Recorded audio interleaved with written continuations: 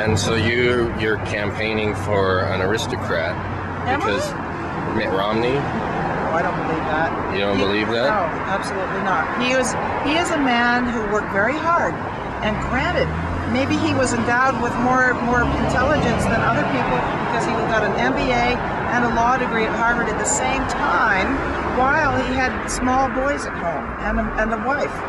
So but he didn't have a lot. I mean, his father was a bricklayer from Ireland.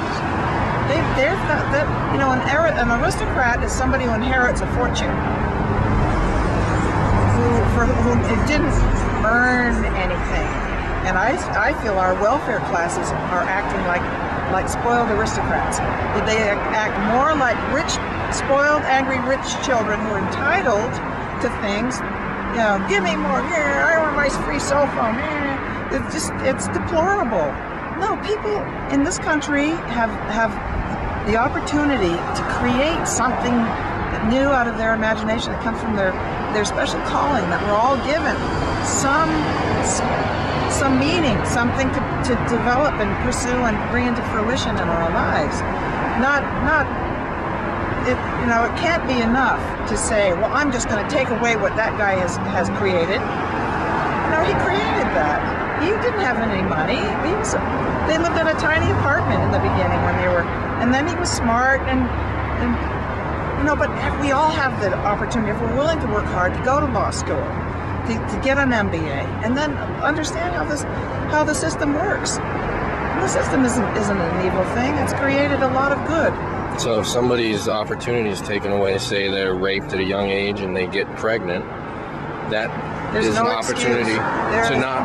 How is that an excuse if you're not able to go to law school? How much time does it take to raise a child and go to law school? Well, I just would say that anything that you come up with an excuse is a reason not to try. And there are, if what you're saying is true, that being raped and having a child would prevent you from doing all these things, then that would be true in all cases. But there's a really interesting young woman who grew up homeless, and she put herself to Harvard. She made a decision about what she was going to, and she pursued it. Her mother was a heroin addict or something. Her father, she never knew, but she decided she was going to do something with her life. And I would just encourage people to feel. Well, my particular strength and joy comes from my feeling loved by God and my passionate connection with Jesus Christ. You know, it's kind of an ironic thing that these past 2 years, when everybody's deploring the state of the economy, I've had my best years ever. My best years ever, in the terms of the interest in my work as a painter, and the volume of work that is selling, and museums are interested in, and stuff like that. There's no excuse, really.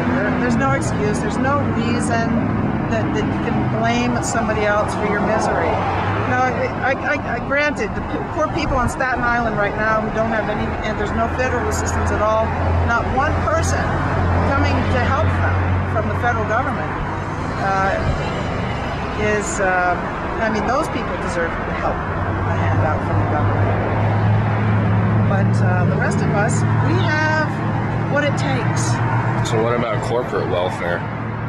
Corporate welfare? Yeah, where these huge mega corporations are not paying any taxes at all. Oh, well, I don't know how that is welfare.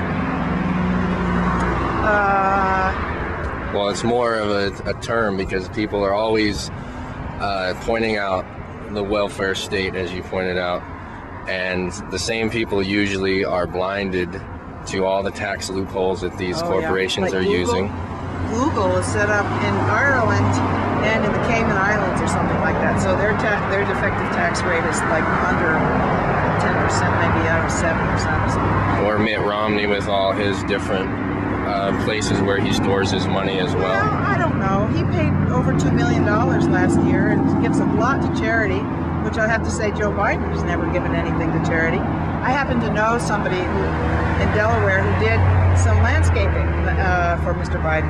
And Mr. Biden owed him about $23,000, and he refused to pay him. So on the morning of Joe Biden's daughter's wedding, they were having it at the house, a big tent and everything like that. This guy shows up at Biden's house with his backhoe and starts taking out stuff that he put in. And you can believe Mr. Biden ran out with his checkbook pretty quick and took care of that. But no, he doesn't play fair. He doesn't respect. I don't want to get into it all there.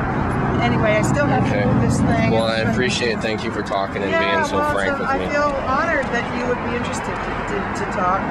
And I know it's really an appalling, but I just think it's funny where they put the stickers. If it's